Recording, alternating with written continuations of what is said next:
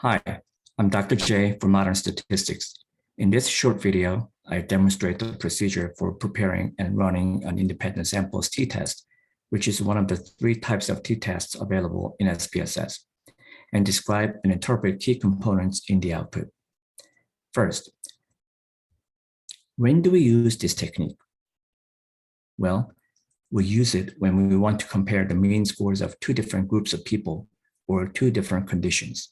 For example, if we want to compare the mean scores of, say, self-esteem or job satisfaction between two groups of people, those groups might be male and female, old and young, people who are vaccinated and people who are not vaccinated, married and not married, college degree and those without college degree, and so on. Here's a research question that we'll answer in this video. That is there a significant difference in the mean income for male adults and female adults? To answer this question, here is the data we have. Two variables. One is gender, which is a categorical variable that has two values, 0 and 1. Male is coded 1 and female is coded 0. It's very important that the categorical variable has only two values, because if you have a categorical variable that has more than two values, then you cannot use this technique. Instead, you should use a separate technique called analysis of variance. And we have one continuous variable, which is income. It's measured in constant dollars. So for example, 0 means $0, and 1402 means $1,402. Okay, let's run the procedure.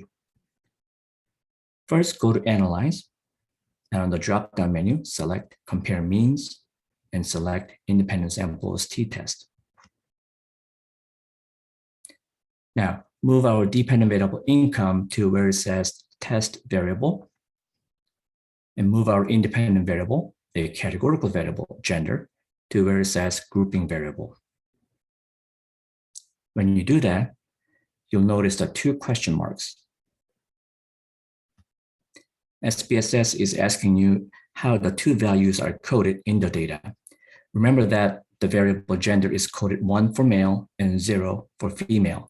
So click Define Groups, and in the Define Groups window, we put in the values 1 and 0 like so, as they represent the males and females respectively. And it doesn't matter if you put 0 in group 1 and vice versa. Click Continue. Now, click on the Options button.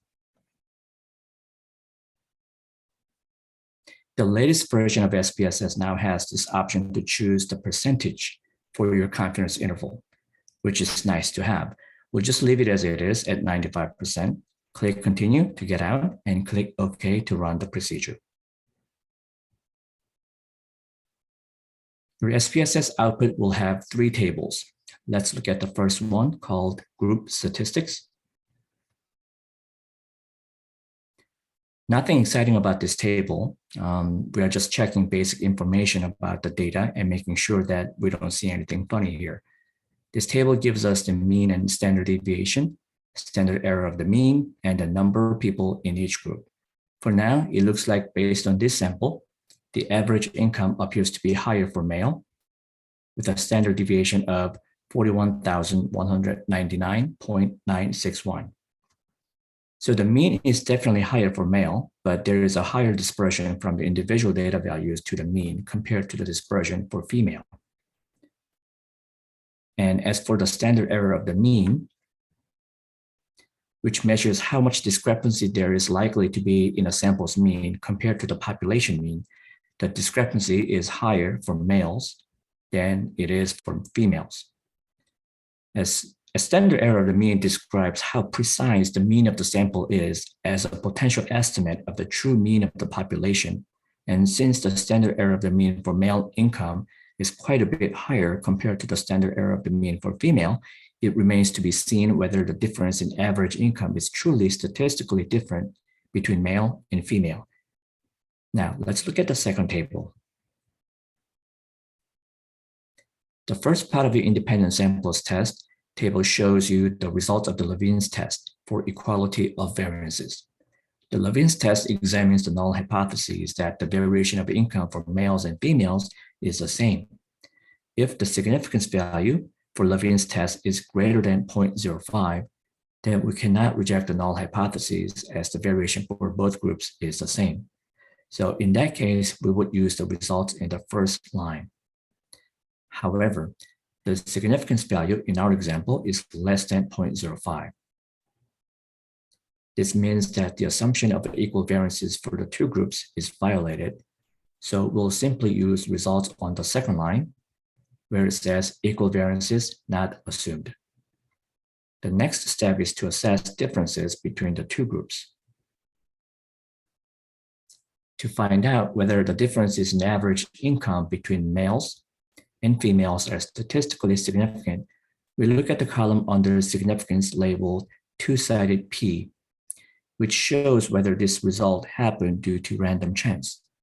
And if the value in the significance column is less than 0.05, and in our example, the probability is clearly less than 0.05, it means that there is a significant difference in the mean income between males and females.